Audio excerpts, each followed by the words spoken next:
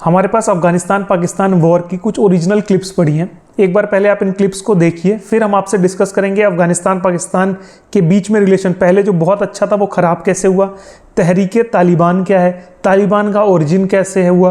हवाई जहाज गिरने से यहाँ पे लगभग 15 फीट तक गहरा गड्ढा हो चुका है। माशाल्लाह माशाल्लाह।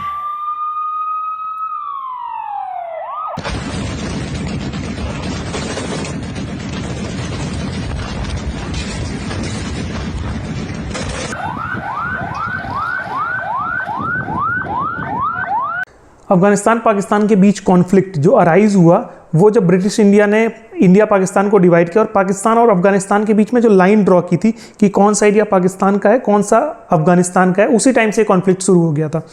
पाकिस्तान के अंदर जो खैबर पख्तून वाला एरिया आता है वो अफगानिस्तान का, ये मानना था वो एरिया अफगानिस्तान का है, लेकिन ब्रिटिश इंडिया ने उसको पाकिस्तान में दे दिया। तो ये जो आप मान लो एरिया का कॉन्फ्लिक्ट है वो तो आफ्टर 1947 ही स्टार्ट हो गया था। लेकिन अफगानिस्तान और पाकिस्तान के बीच में रिश्ते बहुत बीच में सुलझ भी गए थे जब पाकिस्तान के जनरल जियाउल हक थे। जियाउल हक के टाइम पे पाकिस्तान और अफगानिस्तान का रिलेशनशिप इतना अच्छा हो गया था कि वो दोनों एक कंट्री बनना चाहते थे। फिर एंट्री होती है यूएसएसआर, जो आज के टाइम पे रशिया है उसकी। रशिया उस टाइम पे बहुत पावरफुल हुआ करता था, वो अफगानिस्तान की काफ़ी एरिया पे कब्जा भी करना चाहता था। तो उस टाइम पे अफगानिस्तान का हेल्प किया था पाकिस्तान और यूएसए ने। कहीं ना कहीं तालिबान को बनाने में खुद पाकिस्तान का बहुत बड़ा हाथ था। तालिब मतलब होता है स्टूडेंट्स, जो अफगानिस्तान में स्टूडेंट्स उस टाइम पढ़ाई किया करते थे, उन्होंने ही अपना ग्रुप बनाया था।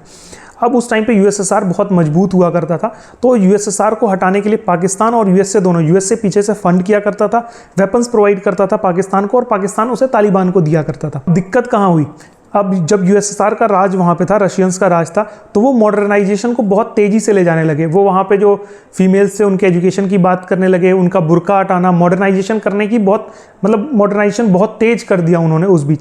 अब मॉडर्नाइजेशन बेसिकली इस्लाम धर्म में मॉडर्न चीज़ों को बहुत जल्दी वो एक्सेप्ट नहीं करते। इस मॉडर्नाइजेशन के वजह से अफगान के लोकल लोग उसके खिलाफ प्रोटेस्ट करने लगे। इन लोकल लोगों का साथ दिया पाकिस्तान और यूएसए ने। अफगानिस्तान के लोगों ने यूएसएसआर, रशिया को हटा दिया उस टाइम पे पाकिस्तान और यूएसए के हेल्प से। लेकिन उस टाइम पे यूएसएसआर और यूएसए के बीच में बहुत बड़ा कॉन्फ्लिक्ट, वर्चस्व का जंग चल रहा था। तो अब इसमें क्या होता है कि जब यूएसएसआर रशिया अफगानिस्तान से हटता तो अमेरिका की भी नज़र थी अफगानिस्तान पे उस टाइम पे। तो अफगानिस्तान पाकिस्तान में अपने एयर बेसेस बनाता है, वहाँ से वो ड्रोन हमले किया करता है। उसने अफगानिस्तान में भी बहुत अपने एयर बेसेस बना लिए थे। उस टाइम पे जो गवर्नमेंट थी अफगानिस्तान में वो भी यूएसए के इन्फ्लुएंस में चलने लगी। कहीं ना कहीं अफगानिस्तान के लोगों को फिर ये चीज़ समझ में आ गया था, पाकिस्तान और यूएसए अपने इंटरेस्ट में थे। उनका कोई मतलब नहीं था अफगानिस्तान के लोगों से, अफगानिस्तान के गवर्नमेंट से।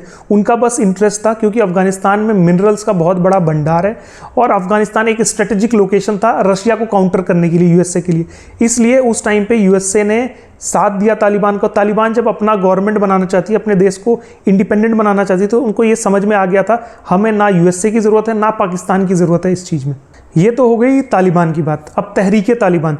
तहरीके तालिबान की शुरुआत होती है 2001 में, जब ओसामा बिन लादेन ने हमला किया था वर्ल्ड ट्रेड सेंटर पे। वर्ल्ड ट्रेड सेंटर पे हमला करने के बाद मिला पाकिस्तान में ही। अब इसके बीच में जो इंसिडेंट हुआ उसी से तहरीके तालिबान का जन्म हुआ। तो यूएसए जहाँ भी ओसामा बिन लादेन को खोजने जाता था पाकिस्तान के अंदर, वहाँ पे वो जाके 8-10 लोगों को मारता था, स्टूडेंट्स को मारता था। तो एक तरीके से उस पूरे वैली में जो छोटे छोटे ट्राइब्स थे उनके बीच में आतंकी फैल गया था यूएसए के खिलाफ। तो कहीं ना कहीं उस वैली के लोगों को ये पता लग गया था कि पाकिस्तान पे यूएसए का इन्फ्लुएंस बहुत ज़्यादा है। तो वो वैली के लोग इस इन्फ्लुएंस को कम करने के लिए, और यूएसए जो वहाँ पे चीज़ें कर रहा था और पाकिस्तान से उनका ये मानना रहता था कि अगर किसी कंट्री में इस्लामिक रूल रहे, शरिया कानून रहे, तो ये चीज़ें नहीं होंगी। यहीं से जन्म होता है तहरीके तालिबान का। तहरीके तालिबान का मेन एम ये है कि वो पाकिस्तान से डेमोक्रेसी और ये सारी चीज़ें हटा दे जो वहाँ पर है भी नहीं। असलियत में वहाँ डेमोक्रेसी नहीं है, लेकिन वो फिर भी वहाँ से जो भी चीज़ें बची हुई हैं उनको हटा के शरिया कानून लाना चाहते हैं। उनका ये मानना है कि जहाँ पे शरिया कानून है या इस्लामिक कानून है वहाँ पे खुदा की रहमत होती है, बरकत होती है। लेकिन हमें और आपको वहाँ की असलियत बहुत अच्छे से पता है कि कितनी रहमत और बरकत होती है पाकिस्तान में। तो यही थी तहरीके तालिबान की ओरिजिन की पूरी कहानी। होप सो वीडियो आपको अच्छी लगी हो। सब्सक्राइब कर दीजिए, लाइक कर दीजिए। मिलते हैं अगली वीडियो में फिर।